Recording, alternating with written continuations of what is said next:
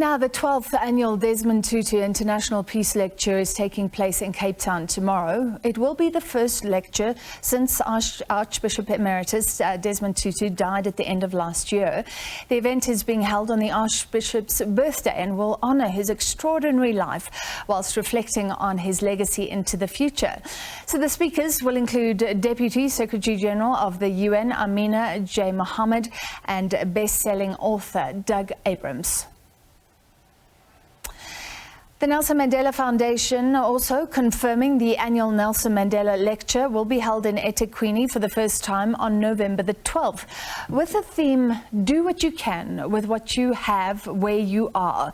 The lecture will explore key international concerns such as climate change and food insecurity. Sherwin Bryce-Pease spoke to Barbados Prime Minister Mottley, who will deliver that lecture, and that was on the sidelines of a UN General Assembly in September. We brought you a little excerpt of this great interview last night. Here is the full thing. Enjoy, and that is a wrap from me and the news team. See you soon. Prime Minister Mottley, welcome back to SABC News. It's good to see you. Good to see you again too. The theme of this year's Nelson Mandela Lecture is Do What You Can with What You Have Where You Are, as they seek to explore issues of climate change and food insecurity in particular. Two key challenges, Prime Minister, facing the world today. How do you interpret this theme and what it envisions for a world in desperate need of action and implementation? It's fundamentally about the power of agency, the power of the individual to make that defining difference. At the end of the day, an economy is just a collective of individuals, individual people, individual households, individual companies. And I think that our ability to underscore the importance of us having food security, it speaks for itself. But if we're going to be able to take care of those who can't take care of themselves and who can't produce for themselves, then we need to go beyond that which we can do individually to take into account others. So it's important because we're not going to win this battle without scale, and we're not going to have scale without mobilizing the majority of our population into action. You have emerged as a strong voice against global inaction, particularly when it comes to the implementation of the SDGs, climate change, in particular, Prime Minister of a small island developing state. You say small island states are carrying the cost of the G7 industrialized nations on your balance sheets. What do you mean by that? Well, effectively, their actions by building out the Industrial Revolution, by the way, from our blood, sweat and tears, if you recall too, has effectively led to the increase in greenhouse gas emissions. Most people don't realize that the greenhouse gases are built up not just by those who are producing today, but it is the stock that has also contributed significantly. And that stock fueled the Industrial Revolution. Now, who is at the front line of the crisis? It's us. And therefore, when we have to rebuild homes, when we have to rebuild critical infrastructure, when we have to do coastal defenses to save our wells from, or aquifers from saltwater incursion, all of these things are being carried on our balance sheet. And it takes away from us being able to build schools, to improve curricula, to be able to build hospitals, to create opportunities, to have general social protection. And that's the inequity of the moment. Despite the climate emergency that is with all of us, right? Just ask the people in the Horn of Africa or the Sahel, where drought and famine threatens. Puerto Rico and Pakistan find their large swaths of their territory underwater today. California, where runaway fires are commonplace. Far too many countries and regions are distracted, though, by conflicts, right? Essentially fiddling while Rome burns. There's a real sense, Prime Minister, that too many countries have taken their eye off the ball. How do we correct that? Look, we have to remember that there's certain things that we can control and there's certain things we can't control. And many of the conflicts are things that we can control because it is how we perceive a set of facts, and it's how we perceive interests, and it is how we bridge those interests that we have that are different. The battles that we need to fight are those to save our planet. The battles that we need to fight are those that affect us because, for example, if we now have infections becoming more and more common and we don't have the antibiotics that can cure them, then we're going to, because of antimicrobial resistance, then we're going to have more and more people dying from doing ordinary things in life that we took for granted. And these are the things that bother us. So let us work together and build bridges and work for the peace on those matters that we can control, such that we can work together against those matters that we either can't control or we have difficulty controlling, like the climate crisis, like the antimicrobial resistance, like the COVID-19 pandemic. But you'd agree, Prime Minister, we talk more about Ukraine than we do about antimicrobial resistance, right? But that is because the world is still cast very much in an imperialistic order, and that's not in any way to diminish the horror of what is happening in Ukraine to ordinary people. But what about the people in Tigray? What about the people in Syria? What about the people elsewhere in the world? In Haiti? What about the people in Haiti? And I'm bringing it back home, where there's no formal war, but where effectively, because of the breakdown in law and order, that there is civil unrest, there is civil strife. You are the 8th Prime Minister and the first woman to hold that position in Barbados, with sweeping electoral victories, one might add. You are also the co-chair of the UN Secretary General's Sustainable Development Goal Advocates Group. I want to get your perspective on the linkages between climate adaptation, the Green Revolution, and how that must interact with the empowerment of women. The opportunities the Green Revolution present for us to be able to adapt to the new reality in this climate crisis are tremendous in terms of jobs. And as we create those jobs, we can't forget the need for them to be fair. Fair in access and fair in terms and remuneration. Regrettably, too many women continue to earn less than men for the same job. That cannot be the way in which we transition to a just green revolution. Or nothing at all for care work, right? Or nothing at all for care work, as we know only too well. Largely because we don't value those things, we take them for granted, largely because that was what a woman was supposed to do. We have to rethink what we value and how we value it. And this green revolution gives us a chance to start with a clean slate. And I do hope that, given all that we have learned and all of the experiences that we have, and given the informed wisdom fundamentally of the Sustainable Development Goals, the SDGs, that we will do so in a manner that is fair and just and will create opportunities for girls and women that hitherto would not otherwise have existed, starting from education right back through to entrepreneurship.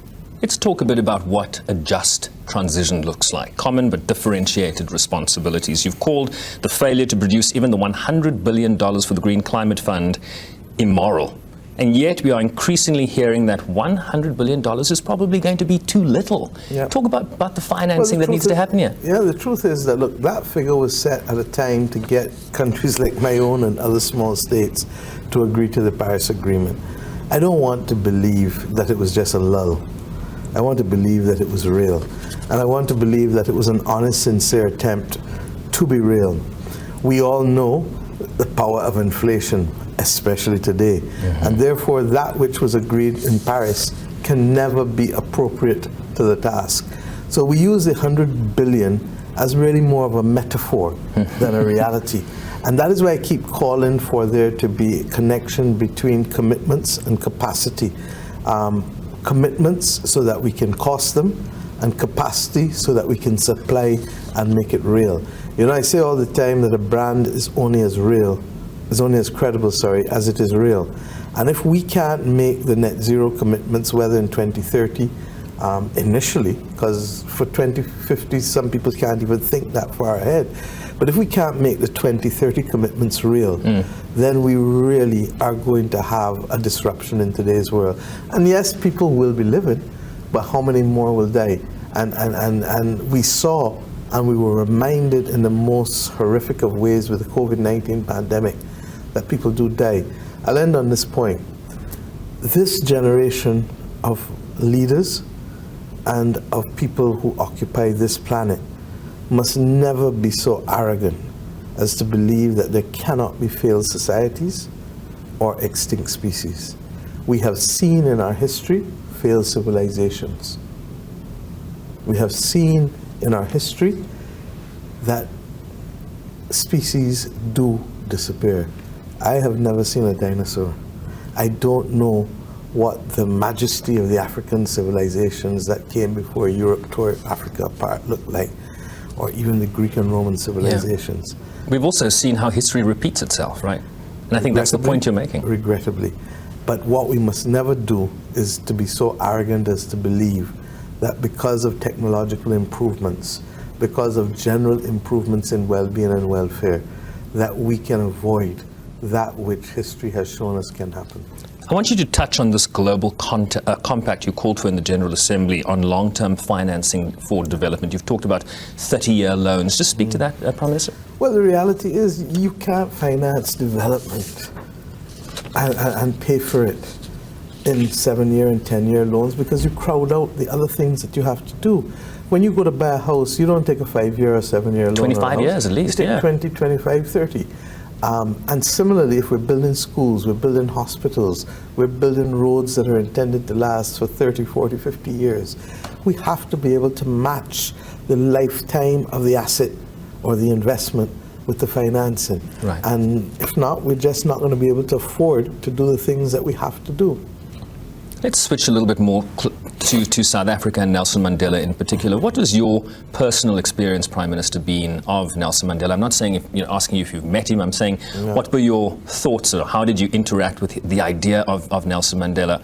And how does his example inspire the leadership that you've brought to bear on the international stage? Regrettably, I never met him. But for all of my life, he was a symbol of that person who had been unfeared. I don't use the word injustice or any of those things. I keep it simple. Because as a child, we all were taught about the need for fairness. And yet here was this man who was imprisoned for my entire childhood. When I went to university in London, the movement against apartheid was live and real. And I had the good fortune to see and be a part firsthand of those calls to ensure that the world stopped being an accomplice to the crime that was being perpetrated against the people of South Africa purely on the basis of race. I can never forget the Sunday morning when he walked to freedom. I mean, it is etched in my mind, and we were there in Barbados, thousands of miles away, as if he was just outside of our own house. His example, and that of very few others, was one of strong moral leadership. And when I speak today of global moral strategic leadership, there is no greater example, an icon of it, than Nelson Mandela. You said equally, and let me finish. I just finished giving the Kofi Annan lecture, and it is ironic that he too was of that similar vein in terms of global moral strategic leadership. That Africa could give this world in the post-World War II era, in the post-United Nations era, two men of absolute great character, ahead of their time. And for me, the greatest example of Nelson Mandela was in the moderation of the use of power. Because power is not meant to be abused. Power is meant to be moderated and to be utilized for the benefit of ordinary people. And when, therefore, power was given to him and he walked away from it, knowing full well that his was not a gift of immortality, but his was a gift to be a teacher and to be a bridge to another generation, he played his part in the relay and have left it for us to be able to pick up the baton and to continue and to build upon it. I was just going to say, I dare suggest the baton is in your hand, Prime Minister. You asked... I'm not sure that I'm equal to the task, but I am sure that his is the lesson and the star to which we must all aspire. You asked at COP26 in Scotland late last year, when will leaders lead? What leadership looks like in this moment, particularly in the context of this growing deficit between trust, between the governed and those that govern. I mean, that's a really big issue right now, right? I just spoke about it, literally. I just spoke about it in the Kofi Annan lecture. If we don't give people a stake in the societies in which they live, in the communities in which they live, they will feel excluded and they will have nothing to lose. And the greatest tragedy, and I put it very, very simply again, is that we need our people globally to be seen, to be heard, and to be felt, because I have confidence in the power of humanity. There are some people who will test it, and there are some people who may be sociopaths. but the majority of the world's populations, inspired by the religions that the faith that they have, work to treat people better and want an improvement for their lives. We have to see them and give them that opportunity. And if we don't, then we cause them to feel that they have nothing to gain by being able to build peace and to protect humanity. I'll quote you back to yourself in the General Assembly. Fairness and togetherness are needed to bring about peace, love and prosperity in the world. And this is not romanticism. These are hard realities that simply require decisions. And again, it speaks to leadership. Yep. And look, let's move from the individual to the international. Explain to me whose decision it is to make the African Union a part of the G7, to make it G8. Whose decision it is for them to be part of the G20. How do we justify the European Union as an institution included, and the African Union that is responsible for 1.4 billion and that will have the greatest demographic youth dividend between now and the next 20, 30 years being excluded? Have you heard an argument against the AU joining? No, nobody's going to give you an argument, but the question is who's going to make the decision? And the decision is just simply the right thing to do, but somebody has to make it. Is it going to be the US? Is it going to be France? Is it going to be the United Kingdom? Is it going to be Canada? Is it going to be the European Union? Is it going to be in the wider group, India? Is it going to be Saudi Arabia? Who is going to do it? Well, I know President Ramaphosa was just in D.C., met with President Biden at the White House, and that very issue did come up, Prime Minister, so we'll see how that plays itself out. We hope and we pray for the justice of the international community to be met. Final question for you. What are you most looking forward to? You said to me earlier you haven't been to South Africa in 20 years. I told you it's a changed country. What are you most looking forward to? Just being able to mix with the people, to experience and to talk and to learn and see how we can work together to make this world a better place. You know, I wish we could build literally a bridge that we could drive over, but we can't. So let us then build the bridges between Africa and the Caribbean that remove the middleman that has been so much a part of our history and current reality, that remove the middle leg, and above all else, that removes the scars of the Middle Passage. Prime Minister, it was such an honor to have this time with you. Thank you for making time to speak with us. Thank you yet again for having this conversation. Thank you, Prime Minister. Thank you. Thank you, Prime Minister. Prime Minister Mia Mottley will deliver this year's Nelson Mandela Lecture in eThwekwini, November 12th. This year in South Africa, and South Africans can look forward to some unvarnished truths and some powerful oratory. Trust me, I've watched.